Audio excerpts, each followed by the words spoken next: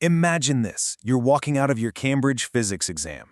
Your palms are sweating, your hand is literally cramping from writing, but you know what? You feel confident. You think you absolutely nailed it.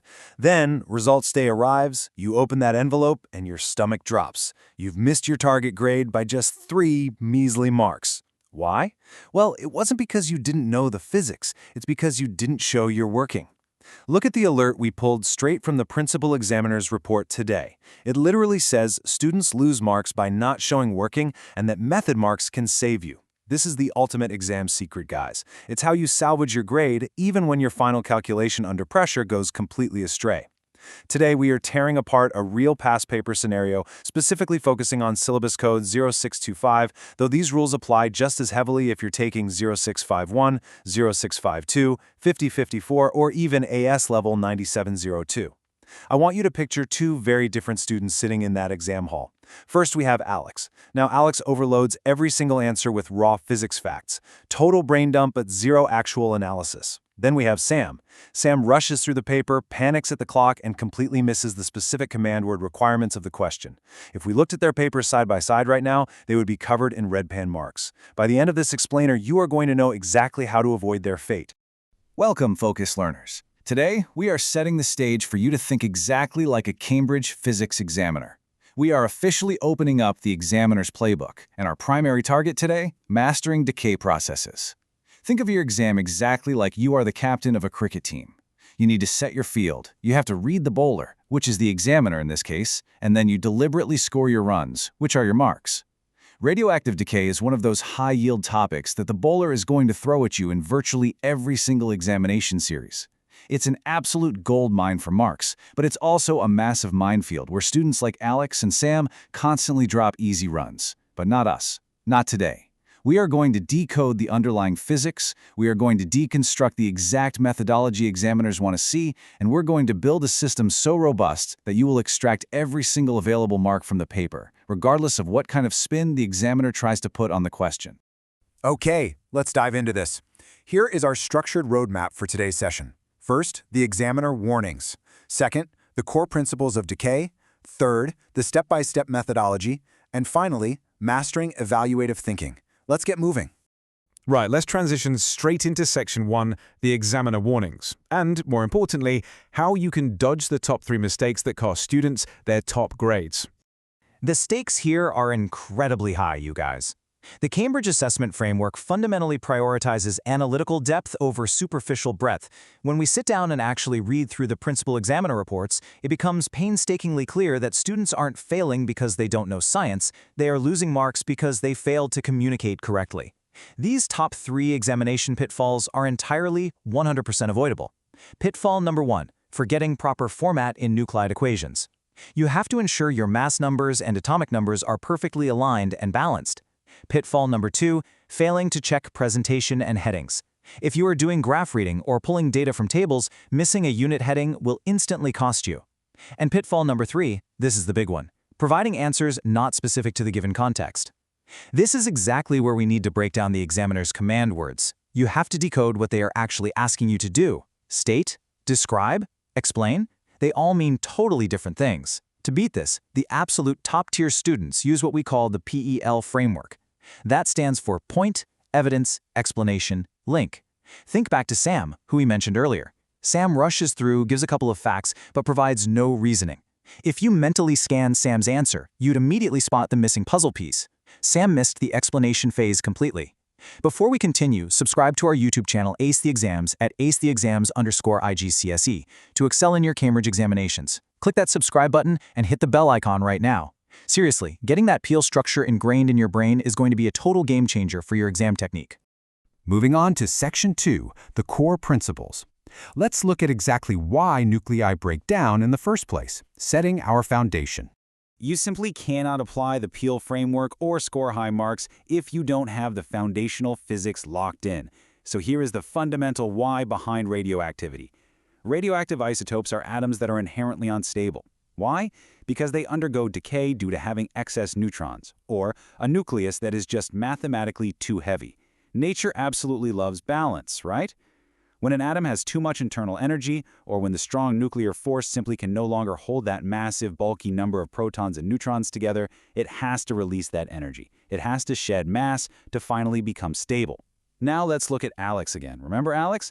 Alex just dumps facts. Alex would write, radiation happens because the atom is radioactive. 0 marks. Let's transform that raw fact into a green checkmark examiner-approved answer.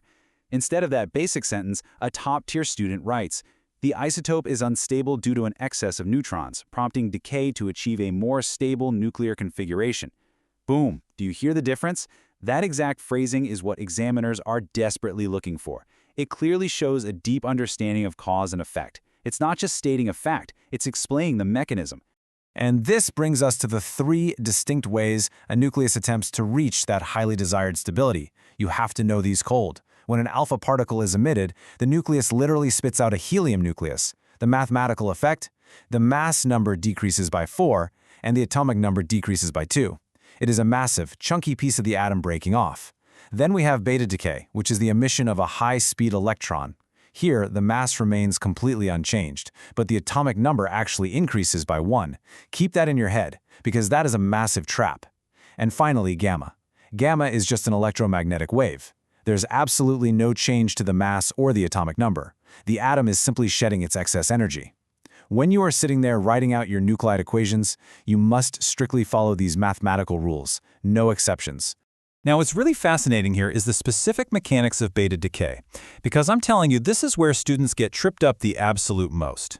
Look at the transformation happening. Before the decay, we literally have an unstable neutron sitting inside the nucleus. After the decay, that exact same neutron has magically transformed into a proton and an electron.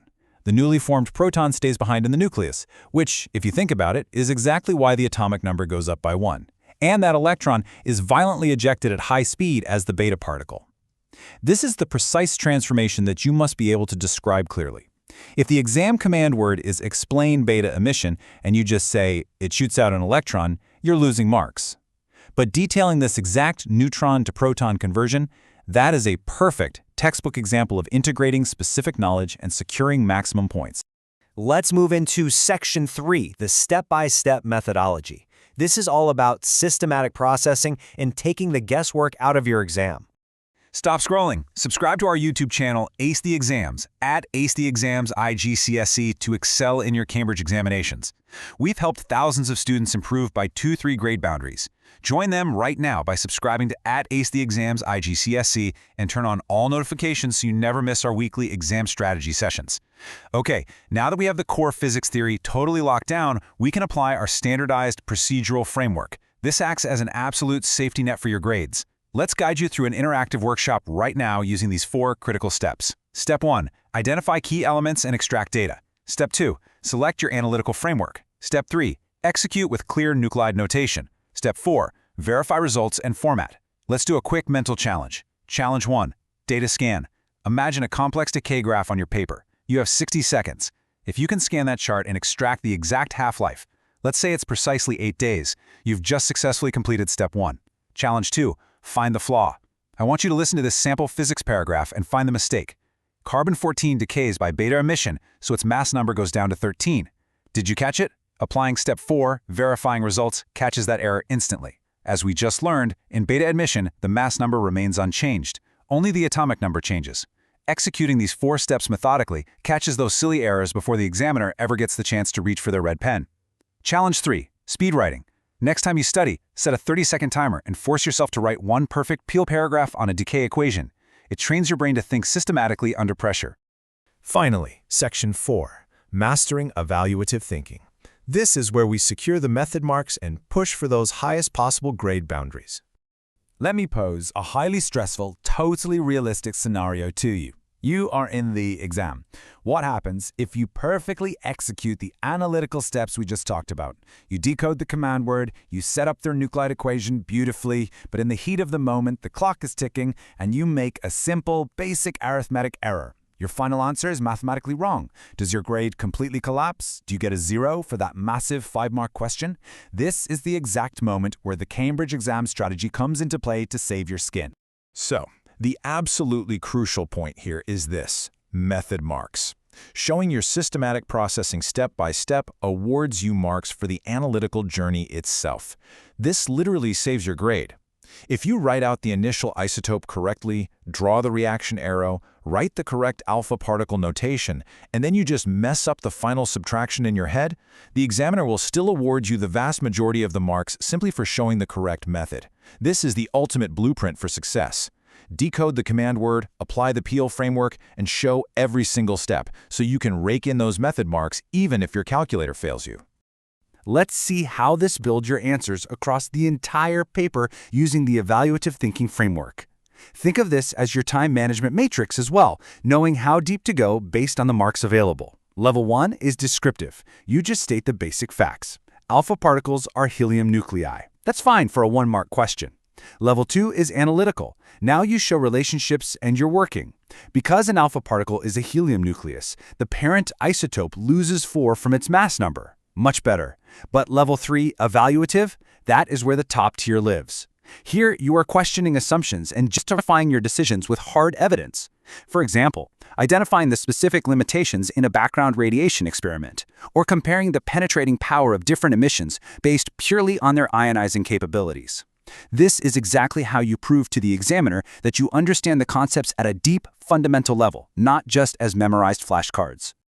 Let's reinforce this strategy with undeniable proof straight from the assessment framework itself. The principal examiner explicitly stated, candidates referencing cross-topic connections achieve significantly higher marks. What does that mean for you? It means tying these decay processes into your broader physics knowledge, connected to kinetic theory, or bring in electromagnetism when you're discussing gamma rays.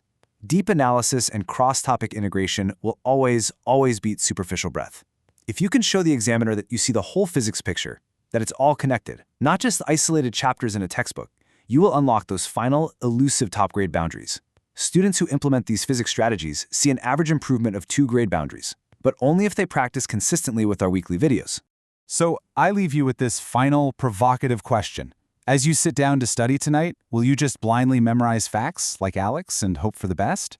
Or will you build the methodological framework to confidently conquer any decay equation that Cambridge throws your way? The choice is entirely yours, but the playbook is right here. Here's your final reminder. Subscribe to our YouTube channel Ace the Exams at acetheexams_IGCS to excel in your Cambridge examinations. Subscribe right now to acetheexams_IGCS and click that bell. Don't let another exam pass you by. Drop a comment below with your target grade for physics and the biggest challenge you're facing. Our team responds to every comment. Like and share this video with a study partner. Ace the Exams, your Cambridge success starts here.